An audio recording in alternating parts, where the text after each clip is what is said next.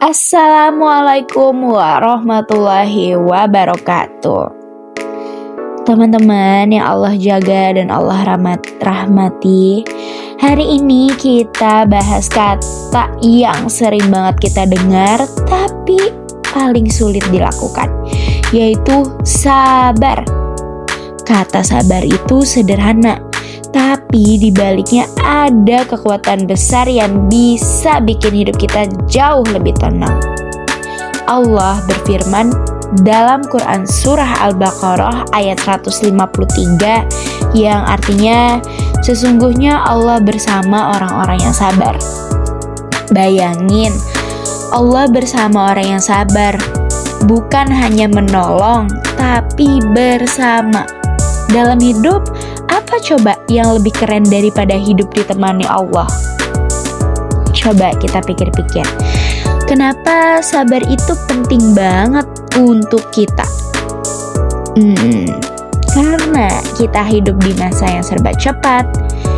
Seperti cepat melihat kesuksesan orang, cepat iri, cepat merasa stres, cepat capek, dan juga cepat menyerah. Kita ini kebiasaan ingin semuanya instan.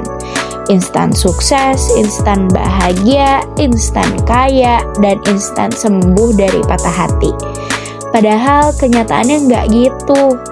Allah menciptakan proses, bukan keajaiban instan. Dan sabar adalah kunci dalam menjalani proses itu. Teman-teman, ada 3 jenis sabar dalam hidup kita. Yang pertama, sabar dalam taat kepada Allah. Kadang kita ngantuk tapi harus sholat. Kita mager tapi harus ngaji. Dan kita lagi bosan tapi harus amanah sama tugas. Taat itu berat banget, apalagi untuk anak muda yang hidup penuh distraksi. Tapi Allah itu maha melihat setiap usaha kecil kita. Seperti kamu tahan kantuk buat sholat, setiap kamu batalin buka aplikasi yang buruk, dan kamu pilih jalan yang benar meski sepi. Allah melihat semuanya, dan Allah bahas semuanya. Lalu yang kedua, sabar menjauhi maksiat. Menurut aku, ini jujur paling berat buat anak muda. Apalagi godaan sekarang gila-gilaan, kayak HP di tangan, konten-konten berterbaran di sosial media, terus pergaulan bebas, lingkungan yang tidak mendukung, dan ini ajakan teman yang susah ditolak.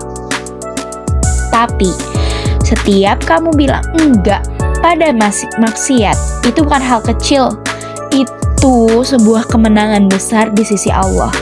Allah tahu beratnya, Allah tahu kamu sedang melawan banyak hal, dan itu yang membuat pahalamu berlipat-lipat. Lalu yang ketiga, sabar menghadapi ujian hidup. Ini nih yang paling menyentuh hati. Anak muda itu kelihatannya kuat, padahal hatinya paling sering terluka. Kayak gagal sekolah atau gagal kuliah, terus ekonomi keluarga sulit, dikhianatin teman, jatuh dalam dosa, lalu menyesal, terus patah hati, merasa tidak berguna, bingung mau jadi apa, atau merasa sendirian. Tapi ingat, setiap air mata yang jatuh saat kita sabar, setiap detik itu juga kita menahan diri dari putus asa. Setiap malam ketika kita bilang, ya Allah, aku pasrah, aku percaya sama Engkau, semua itu tidak akan pernah sia-sia. Allah tidak menyiksa orang beriman dengan ujian, tapi Allah sedang mendidik mereka. Teman-teman, kita ubah mindset kita. Ujian itu tanda cinta, bukan tanda benci. Nabi SAW pernah bersabda, jika Allah mencintai suatu kaum, maka Allah menguji mereka. Kayak seorang pelatih yang melatih atlet favoritnya. Dia kasih latihan berat bukan karena benci, tapi karena ingin melihat atletnya juara. Begitu juga dengan Allah, yakni semakin tinggi derajat seseorang, ya semakin berat ujiannya. Jadi kalau hidupmu berat, bisa jadi kamu sedang Allah naikkan levelnya. Teman-teman, sabar itu bukan diam, tapi sabar itu tetap maju. Dan sabar bukan berarti nggak ngapa-ngapain, bukan pasrah tanpa usaha. Sabar itu tetap bergerak meski pelan, tetap berusaha meski lelah, tetap berdoa meski belum dikabulkan, dan tetap bersikap baik meski diperlakukan buruk. Sabar adalah kekuatan yang membuat kita tidak hancur saat banyak masalah. Dan inilah cara jadi pribadi yang sabar bagi anak muda. Yang pertama, kurangi ekspektasi, perbanyak syukur. Iya, kalau kita semakin tinggi ekspektasi, semakin mudah juga kita merasa sakit. Lalu yang kedua, jangan bandingkan hidupmu dengan orang lain. Setiap orang itu punya time zone hidup masing-masing. Jadi kamu jangan sering banding-bandingin antara hidup kamu dan dia atau orang lain. Lalu yang ketiga, kalau lelah itu istirahat, bukan menyerah. Kamu manusia, bukan robot. Lalu yang keempat, curhatkanlah semua kepada Allah.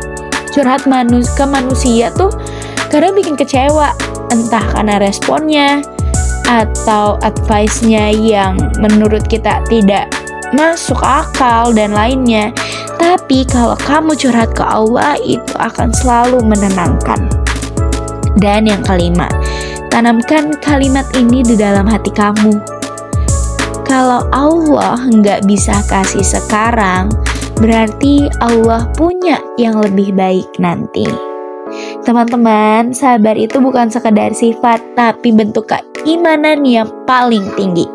Semoga Allah menjadikan kita hamba-hamba yang kuat menghadapi ujian, tabah dalam kebaikan, dan selalu yakin bahwa rencana Allah jauh lebih indah dari rencana kita sendiri. Amin, amin ya robbal alamin. Wassalamualaikum warahmatullahi wabarakatuh.